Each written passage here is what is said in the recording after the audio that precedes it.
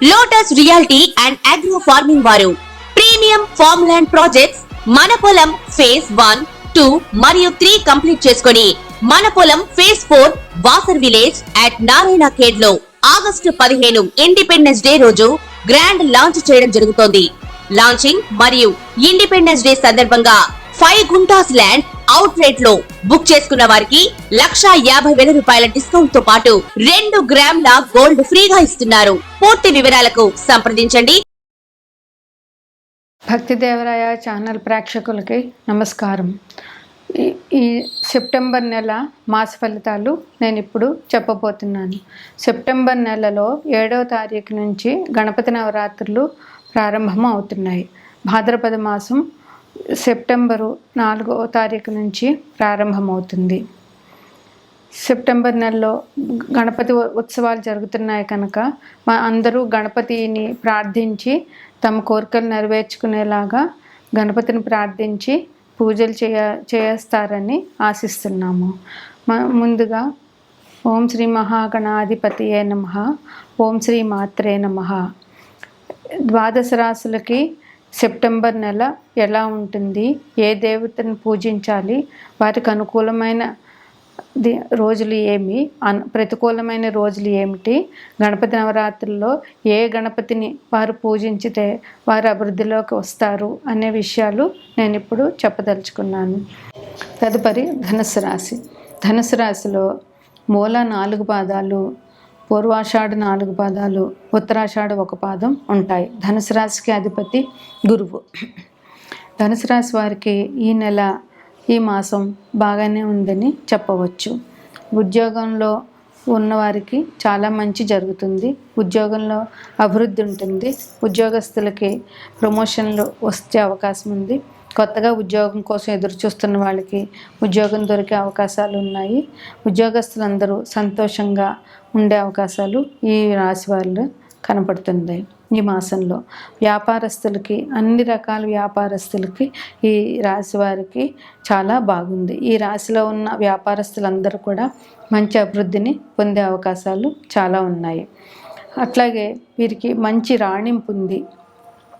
ఉద్యోగస్తులకి తమ పని చాలా బాగా చేయడం వల్ల ఉన్నతాధికారుల, పై అధికారుల నుంచి మెప్పులు పొందే అవకాశం,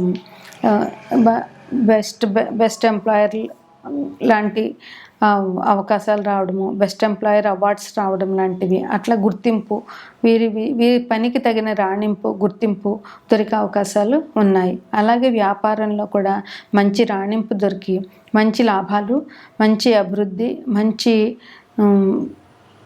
పని వస్తువులు వీళ్ళు సప్లై చేయడం అట్లాంటివి జరుగుతాయి.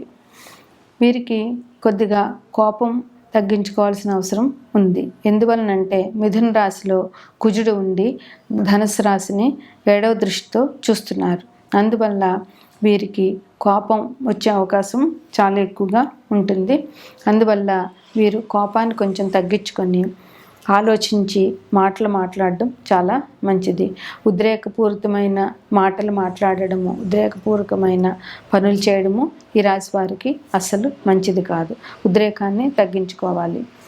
గొడవలు, ఈ కుజుని వల్ల గొడవలు, చిన్న చిన్న గాయాలు, చిన్న చిన్న దెబ్బలు జరిగే అవకాశం ఉంది కనుక ఈ రాశివారు కొంచెం జాగ్రత్తగా ఉండడము, ఎదురువాడితో మాట్లాడేటప్పుడు ఆచితూచి మాట్లాడడము, ఎదుటివారిని కష్టపెట్టే మాటలు మాట్లాడకుండా ఉండడము, అవసరమైన చోట మౌనంగా ఉండడము చాలా అవసరం. విద్యార్థులకి విద్యలో ఎటువంటి ఇబ్బందులు లేవు. మంచిగా విద్య నడుస్తూ ఉంటుంది. అలాగే వారు సబ్జెక్ట్స్లో ఎటువంటి ఇబ్బందులు లేకుండా అర్థం చేసుకుని ముందుకు వెళ్తుంటారు. ఏ రకమైన ఆటంకాలు విద్యార్థులకి ఈ నెలలో జరిగే అవకాశం లేదు. అట్లాగే వ్యాపారస్తులు, ఆదాయం కూడా వీరికి చాలా బాగుంటుంది. ఈ రాశి వారికి తగిన లాభాలు పొంది ఆదాయం వృద్ధి అవుతుంది. స్పెక్యులేషన్ వాళ్ళకి స్పెక్యులేషన్ కూడా బాగానే ఉంటుంది. అయితే స్పెక్యులేషన్ చేసుకునే వాళ్ళు కొంచెం జాగ్రత్తగా చూసుకుని మంచి వ్యవహారంగా నడుచుకుని స్పెక్యులేషన్ బిజినెస్ చేయడం చాలా మంచిది. సంతానం లేని వాళ్ళకి సంతానం కలిగే అవకాశం ఉంది.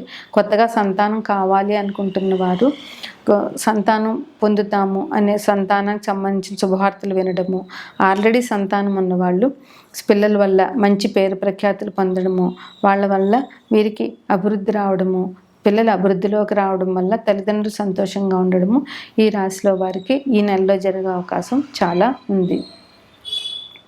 అయితే వీరికి అనుకున్న పనులు అనుకున్నట్లు జరుగుతాయి. ఇంకోటి ఏంటంటే ఆలస్యం అయినా కూడా పనులు మంచి ఫలితాలు వస్తాయి. కాకపోతే కొంచెం ఆలస్యం వల్ల కొంచెం విసుగు చెందకుండా ఎదురు చూడడం, శ్రమతో ఎదురు చూడడం, ఓర్మితో ఎదురు చూడడం వీళ్ళకి చాలా అవసరం. అనవసరమైన భయాందోళనలు వీళ్ళ మనసులో వస్తాయి. కానీ ఆ భయాందోళనని పారద్రోలుకుని మనోధైర్యంతో ఆత్మవిశ్వాసంతో వీళ్ళు ముందుకి వెళ్ళాలి. గురుగ్రహం అనుగ్రహం తక్కువ ఉంది కనుక ఈ రాశివారికి అధిపతి గురువు కనుక గురుగ్రహ అనుకూలతని సాధించడానికి వీరు గురువారం నాడు శనగలు దానం చేయడము, సాయిబాబా గురువు అయినటువంటి సాయిబాబాని కానీ లేదా రాఘవేంద్ర స్వామిని కానీ లేదా దక్షిణామూర్తిని కానీ పూజించడము, గురువారం నాడు సాయిబాబా టెంపుల్కి వెళ్ళడము, ఈ రాఘవేంద్ర సాయిబాబా వీరికి అభిషేకాలు చేయించడము ఇవి వీళ్ళకి చాలా అవసరం.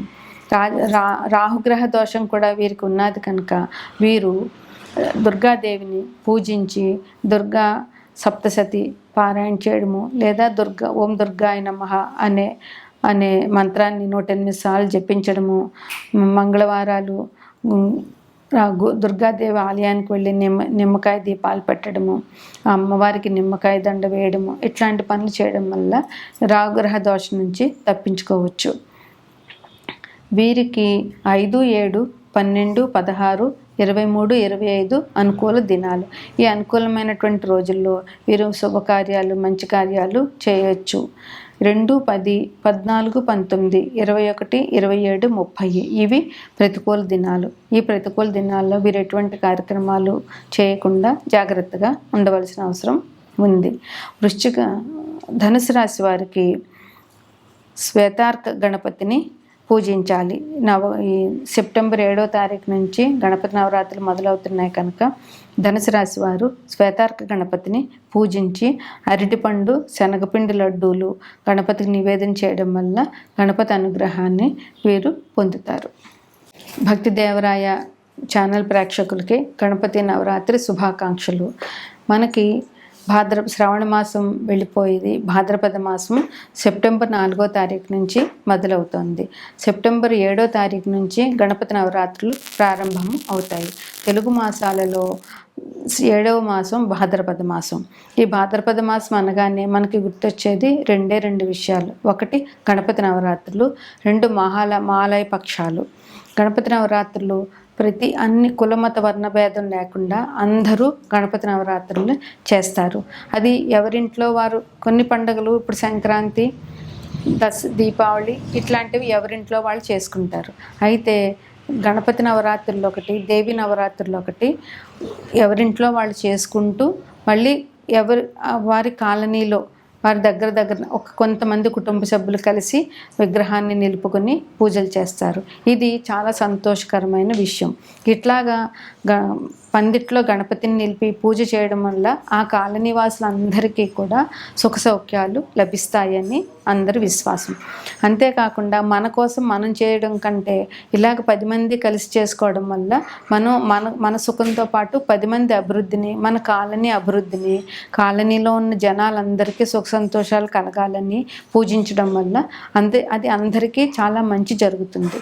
ఎప్పుడూ కూడా పూజ చేసేటప్పుడు మనం చెప్పవలసింది ఏంటంటే మన సుఖం మనదే కాకుండా లోక సమస్త సుఖినో భవంతు అని చెప్పాలి. ఎందుకంటే లోకంలో జనులందరూ సుఖంగా ఉండాలి. మన ఇరుగు పొరుగు సుఖంగా ఉంటేనే మనం సుఖంగా ఉండగలుగుతాం. ఇరుగు పొరుగు కష్టపడుతూ ఉంటే వారి సహాయ సహకారాలు లేకపోతే ఏ వ్యక్తి కూడా ఏమీ చేయలేడు. అందువల్ల ఇట్లా పండుగలు ఇలాగ 10 మందితో చేసుకోవడం అన్నది చాలా మంచిది.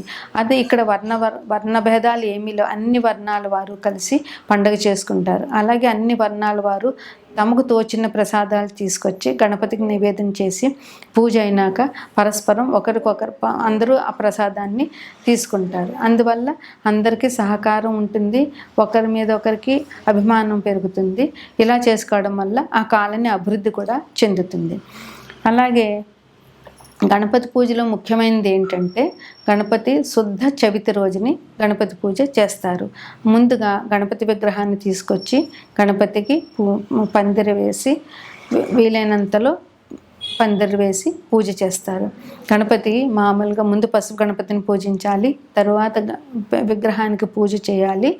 గణపతి పూజలో ముఖ్యమైనది పత్రి పూజ. పత్రి పూజ అంటే అసలు వర్షాకాలంలో ఎండాకాలం వెళ్ళిపోయి వర్షాకాలం వస్తే ప్రజలందరికీ కూడా ఆరోగ్యపరమైన ఇబ్బందులు చాలా ఎదుర్కోవాల్సి వస్తుంది.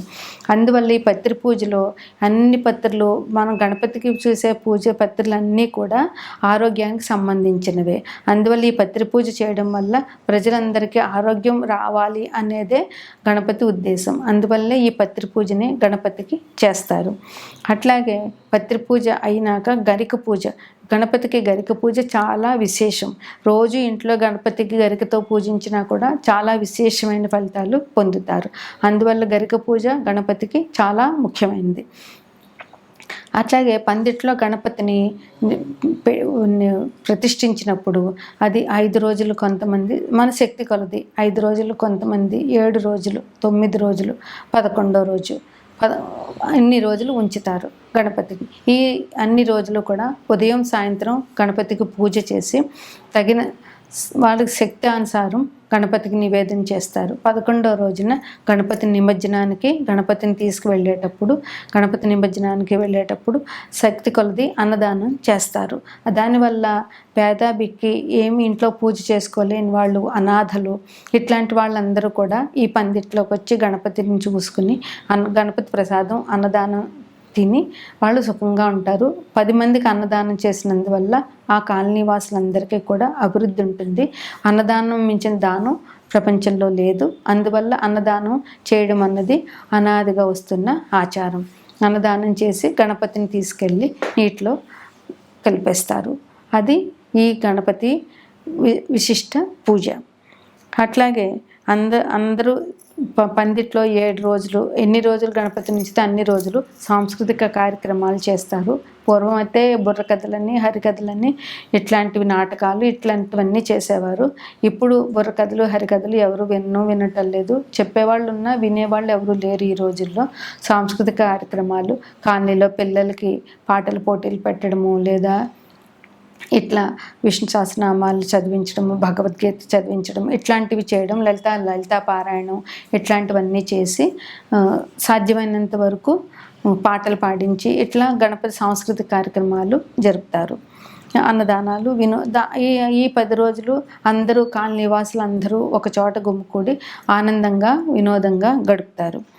గణపతికి ఈ 12 రాశుల వారు మనకు జ్యోతిష్యంలో 12 రాశులు ఉన్నాయి. అవి వరుసగా మేషం, వృషభం, మిథునం, కర్కాటకం, సింహం, కన్య, తుల, వృశ్చికం, ధనస్సు, మకరం, కుంభం, మీనం. ఈ 12 రాశుల వారు ఏ రాశి వారు ఏ గణపతిని పూజించాలి, ఏ రాశి వారు ఏ రకమైన నివేదన చేయాలి అనేది చూస్తే మేషరాశి వారు ఎరుపు రంగు వక్రతుండ గణపతిని పూజించాలి. వీరు శనగపిండి, బెల్లంతో చేసిన శనగపిండి లడ్డూని నైవేద్యం చేయాలి. 2వ రాశి వృషభ రాశి. వీరు సిద్ధి వినాయకుడిని, నీలిరంగు సిద్ధి వినాయకుడిని పూజించాలి. వీరు కొబ్బరి లడ్డూని, చక్కెరతో చేసిన కొబ్బరి లడ్డూని నివేదన చేయాలి. మిథున రాశి వారు లక్ష్మీ గణపతిని పూజ చేయాలి. వీరు పెసర లడ్డూని గణపతికి నివేదన చేయాలి. కర్కాటక రాశి వారు వక్రతుండ గణపతిని, తెల్ల రంగు వక్రతుండ గణపతిని పూజించాలి. వీరు పాలతో చేసిన అన్నం పాయసం గణపతికి నివేదన చేయాలి. సింహరాశి వారు లక్ష్మీ గణపతిని పూజించాలి. లక్ష్మీదేవితో కూడిన గణపతిని పూజించాలి. వీరు మోతీచూర్ రెడ్డిని నివేదన చేయాలి. కన్యారాశి వారు ఆకుపచ్చ రంగు గణపతిని పూజించాలి. వీరు పెసరతో చేసిన లడ్డూని, ఎండు ద్రాక్ష ఫలాన్ని గణపతికి నివేదన చేయాలి. తులారాశి వారు వక్రతుండ గణపతిని తెలుపు వక్రతుండ గణపతిని పూజించాలి. వీరు కొబ్బరికాయ, అరటిపండు, కొబ్బరి లడ్డు నివేదన చేయాలి. వృశ్చిక రాశి వారు శ్వేతార్క గణపతిని పూజించాలి. వీరు బెల్లం లడ్డు, ఎండు ఖర్జూరాలు గణపతికి నివేదన చేయాలి. ధనుసు రాశి వారు పసుపు రంగు గణపతిని పూజించాలి. అరటి పండ్లు, శనగపిండి లడ్డు గణపతికి నివేదన చేయాలి. మకర రాశి వారు శక్తి గణపతిని పూజించాలి. నీలిరంగు శక్తి గణపతిని పూజించాలి. వీరు నువ్వులతో చేసిన లడ్డూని దేవుడికి నివేదన చేయాలి. కుంభరాశి వారు నీలిరంగు శక్తుల గణపతిని పూజించాలి. వీరు సున్నుండలు కానీ లేదా బెల్లం లడ్డూలు కానీ గణపతికి నివేదన చేయాలి. మేనరాశి వారు పసుపు రంగు గణపతిని పూజించాలి. వీరు బేసిన్ లడ్డు, అరటిపండు గణపతికి నివేదన చేయాలి. 11 రోజులు అయిపోయినాక గణపతిని నిమజ్జనం చేసేటప్పుడు అన్నదానం చేసి పుట్టి కొట్టి అందరూ సరదాగా హల్దీ ఆడుకుని అప్పుడు గణపతిని నిమజ్జనానికి పంపిస్తారు. గణపతి నిమజ్జనం జరుగుతున్నంతసేపు కూడా గణపతి అందరి కాలనీలో ఊరేగిస్తారు. ఊరేగించినప్పుడు గణపతికి ధూపదీప నైవేద్యాలు సమర్పించి కొబ్బరికాయ, అరటిపళ్ళు, శక్తి కొలది సమర్పించి గణపతి ప్రసాదాన్ని తీసుకుని గణపతిని సాగనంపడం మన ఆచారం. ఇది అన్ని పండుగల్లో చాలా శ్రేష్టమైనది. ఏ పూజ చేయాలన్నా మనం ముందు గణపతిని పూజించాలి. మనకి ఏ విఘ్నాలు లేకుండా మన కార్యక్రమం జరగాలంటే, ఉదాహరణకి ఒక నామకరణం, ఒక పెళ్ళి, ఒక గృహప్రవేశం, ఏదైనా చిన్నది ఏదైనా, ఈవెన్ దేవి నవరాత్రుల ముందు కూడా ముందు పసుపు గణపతిని పూజించే గణపతిని పూజిస్తాం. ఆఖరికి గణపతి పూజకు కూడా ముందు పసుపు గణపతిని పూజించే గణపతిని పూజిస్తాం.